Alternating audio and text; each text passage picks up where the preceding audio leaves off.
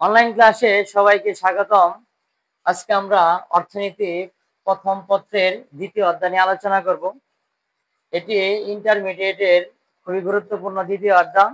আজকে আমরা এখানে দেখব ভোক্তা ও উৎপাদকের আচরণ নিয়ে আলোচনা করব। সর্বপ্রথম যদি বলতে যাই তাহলে হবে আমার বুক। বুক কাকে বলে? বুক হচ্ছে কোনো দ্রব্যকে নিঃশেষে করে ফেলাকে বুক বলে। তোমরা খাতাতে লিখতে পারবা, আমি লিখলাম না। ভোগ হচ্ছে কোনো দ্রব্য নিঃশেষে করে ফেলাকে ভোগ বলে। ভোক্তা কাকে বলে? যে ভোগ করে তাকে ভোক্তা বলে। কোনো দ্রব্য যে খাবে সে হচ্ছে ভোক্তা। অর্থনীতি ভাষায় সেটা বলে যে ভোগ করে তাকে ভোক্তা বলে। উৎপাদন কাকে বলে? উৎপাদন হচ্ছে, দেখো, এই পৃথিবীর ভূমি হচ্ছে স্থির, ভূমির যোগান সীমাবদ্ধ। প্রকৃতির সম্পদকে স্থানে গুণে রূপে পরিবর্তন ঘটিয়ে নতুন কিছু উৎপাদন করাকেই বলা হয়, নতুন কিছু বা বাড়তি কিছু উৎপাদন করাকেই বলা হয় আমার উপাদান। প্রকৃতির সম্পদকে স্থানে গুণে রূপে পরিবর্তন ঘটিয়ে বাড়তি উপযোগ সৃষ্টি করাকেই উৎপাদন বলে। তারপর হচ্ছে দেখো, উৎপাদন কাকে বলে? উৎপাদক কাকে বলে? উৎপাদন এক জিনিস, উৎপাদক হচ্ছে আরেক জিনিস। উৎপাদন কার্যটা পরিচালনা করার জন্য যে একজন লোক থাকে সেটা হচ্ছে উৎপাদক। উৎপাদক যে উৎপাদন করে তাকে উৎপাদক বলে।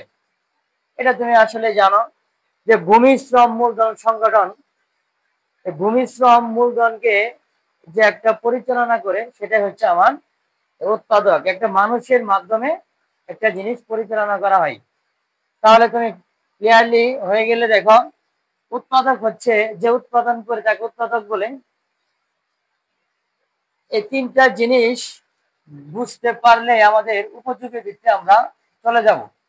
এই চারটা জিনিস নিয়ে নিয়ে হচ্ছে আমার উপযোগ। উপযোগ, এখন উপযোগ কাকে বলে? উপযোগের ইংরেজি হচ্ছে ইউটিলিটি। ইউটিলিটি, উপযোগের ইংরেজি হচ্ছে ইউটিলিটি। দেখো, উপযোগ জিনিসটা কি, এই জিনিসটা বোঝার আগে আমরা অধ্যায়টা আগে বুঝে আসবো। দেখো, বুক এবং ও ভোক্তা ও উৎপাদকের আচরণ যদি জিনিসটা আমি প্রকাশ করতে যাই বা বোঝাতে যাই, দেখো, ভোক্তা ও উৎপাদক এই দুইটা কিন্তু সম্পূর্ণ বিপরীতে কাজ করে। কোন একটা দ্রব্য যদি বাজারে তুমি কিনতে যাও, তুমি হবা ভোক্তা। আর যে বিক্রি করে সেটা হচ্ছে কি? উৎপাদক।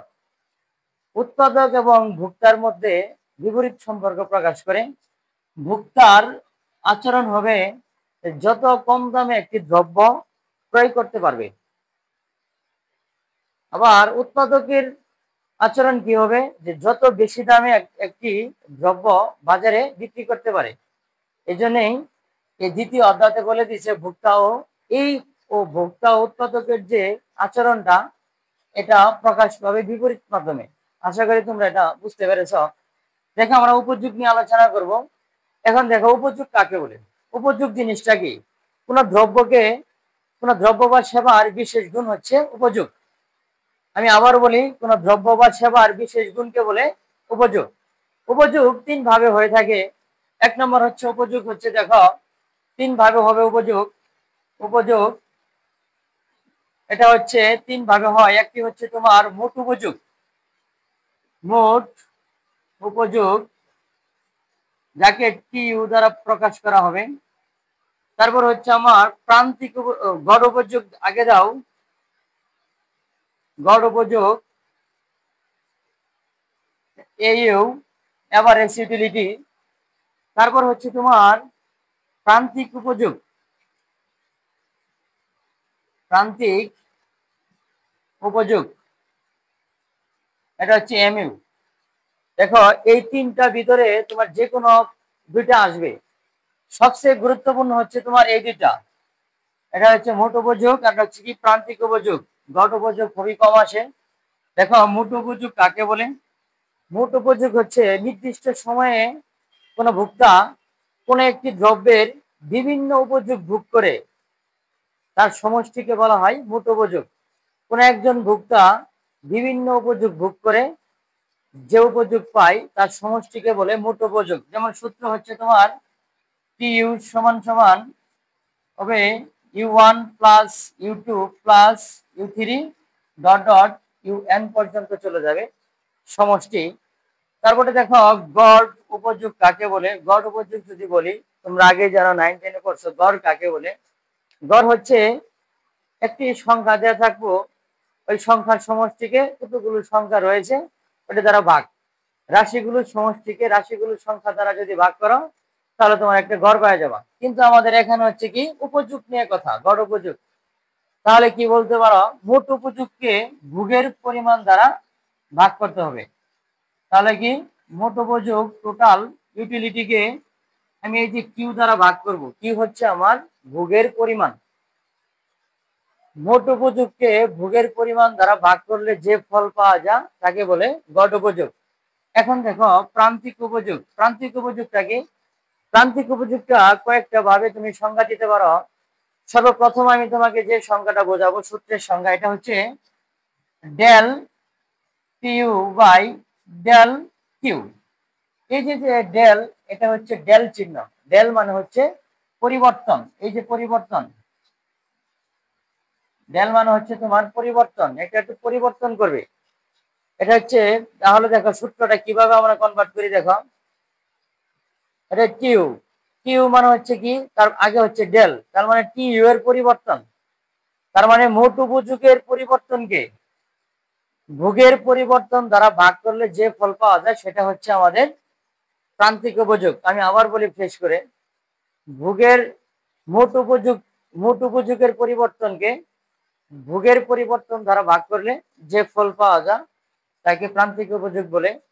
আবার এভাবে বলতে পারো, মোট উপযোগের পরিবর্তনের হার হচ্ছে প্রান্তিক উপযোগ। আরো বলতে পারো, সর্বশেষ উপযোগ থেকে যে উপযোগটা পাও সেটা হচ্ছে প্রান্তিক উপযোগ। প্রান্তিক উপযোগটা এভাবে আমাদের সংজ্ঞাতে আসছে, সংজ্ঞাটা করে নিবা। এখন দেখো আমরা এটার সূচি দেখব, মোট উপযোগ এবং প্রান্তিক উপযোগের সূচিতে প্রকাশ করব। দেখো তাহলে দেখো মোট উপযোগ এবং প্রান্তিক উপযোগের সূচি আঁকাইতে হবে। সূচি ছাড়া তো চিত্র হবে না। প্রথম হচ্ছে কি, এটা হচ্ছে ভোগের একক। ভোগের একক এটা কিউ দ্বারা প্রকাশ করা হয়। এটা হচ্ছে মোট উপযোগ। মোট উপযোগ হচ্ছে টিইউ। আচ্ছা, প্রান্তিক উপযোগ,